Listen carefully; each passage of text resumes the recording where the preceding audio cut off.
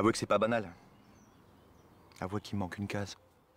Allez, dites-le que vous trouvez ça stupide, voire aberrant. Aussi, ça se trouve, c'est juste inventif, voire carrément ingénieux. C'est ça, si ça se trouve, je suis simplement génial.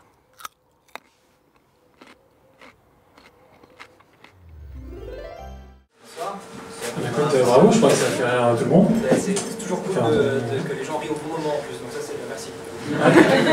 C'est pas toujours le cas. Du coup, c'est quoi? C'est de l'autoproduction ou c'est quand même...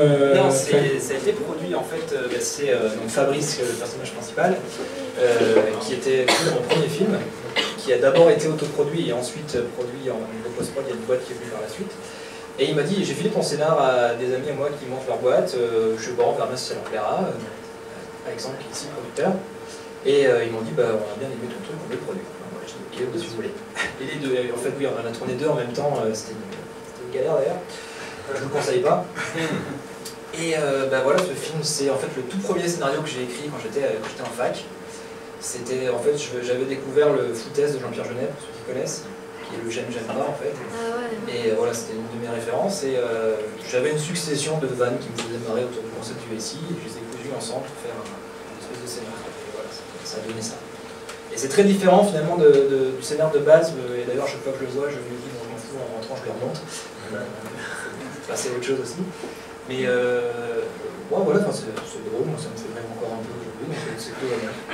C'est-à-dire que tu as aussi des talents de monteur à la base parce que ça fait... Bah, je gagne ma vie avec le montage en fait. D'accord, ça sent. Bah, oui, enfin, j'aime le montage, en fait j'aime la technique, je suis un peu graphiste donc j'aime bien toujours essayer de mettre tout ça. Bon, sauf les petits dessins animés, moi je n'étais pas capable de les faire, donc j'ai demandé à quelqu'un de professionnel de les faire et voilà, c'est super, un petit moustique, tout ça j'étais très content. Et voilà, s'il y a des questions. Du coup, ça c'est vraiment une œuvre à part dans ce que tu fais. Donc tu as déjà un peu de... Non, c'est mon deuxième, c'est le deuxième dans la tournée, le premier... comment dire, j'écris plus des histoires d'amour en général, un peu surréalistes. Mais il y a toujours de la comédie, même dans les histoires d'amour. Et ouais, c'est un truc qui me tenait à cœur parce que c'est en fait quand je suis sorti de l'école de montage, je suis allé à la maison du film court, je pense qu'ils connaissent ou pas. Et c'est un endroit qui est censé t'aider à réaliser quand tu es jeune, etc. Et je rencontre, pour ne pas le citer, un mec qui est censé te dire où aller et quoi faire de ton scénario. Moi, il m'a juste dit que ça ne sert à rien, qu'il ne veut pas de fond, qu'il n'y ait pas de forme, et que voilà, je suis resté 2 ans en abandonnant mes désirs de réalisation grâce à lui. Et aujourd'hui, je le mets dans la tronche. Oui, c'est ça. On l'adore. Il a son âme. Et donc, pour vous parler de la pièce, le petit truc que vous avez vu avant, que vous n'avez certainement pas compris, en fait, en décembre, j'ai écrit une pièce de théâtre. On a signé là, en décembre, on va jouer pendant 2 mois, sur décembre-janvier, au Folies Théâtre dans le 11e. Et en fait, ça parle d'une boutique dans laquelle on achète des ustensiles pour tuer ses proches. Alors, on me fait souvent la référence. J'essaie toujours de me défendre en disant que je l'ai écrit avant que le conte décide d'appeler télé. Et que. Peut-être pas avant que Télé l'écrive, mais en tout cas, je l'ai découvert après. En tout cas, effectivement, manque de bol. Voilà, le conte a voulu faire ce film qui est très mauvais d'ailleurs, parce que vous l'avez vu. Et voilà, c'est une comédie très basée sur le dialogue encore. Avec de très bons comédiens. Et j'ai des places, si ça vous intéresse. On met 30 personnes par soir, pendant 4 soirs par semaine pendant 2 mois, donc n'hésitez pas, je vous invite à venir me voir après.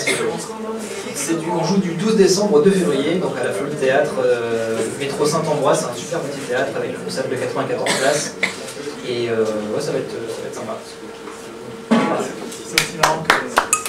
Bah, je l'espère en tout cas. Je vais te poser une question au producteur aussi, parce que justement, quand on produit ce genre de choses, est-ce qu'on réussit à trouver des financements, justement? Ah non, le CNC n'aide pas. Ah, de toute façon, le CNC n'aide rien. Tout ce qui est chiant. Voilà. Attention, c'est pas influencé par le CNC. Attention ce que je dis. Non, là, ça fait 3-4 mois que je me bats pour avoir le RCPA.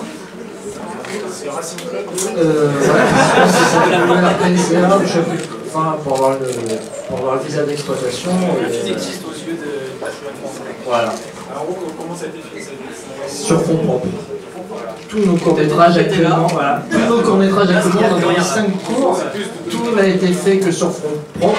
Les régions n'aidant pas les films de genre, et non pas les comédies non plus, donc tout est actuellement sur fond propre. Canal+, non, à la rentrée, bah, j'attends le visa d'exploitation. Alors là, il est en festival, on a eu un prix du jury, prix du public, pardon. On a eu le prix du public à Lussac-Saint-Émilion il y a quelques mois. En ce moment même, il est, c'est un truc de ouf, il est en compétition internationale dans un festival arménien. Genre l'année dernière, il y avait un film français, c'était un court-métrage avec Depardieu, et cette année, c'est moi. Du coup, c'est sous-titré, vu que ça va très vite. Sous-titré en anglais.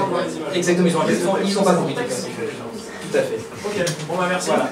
Merci beaucoup.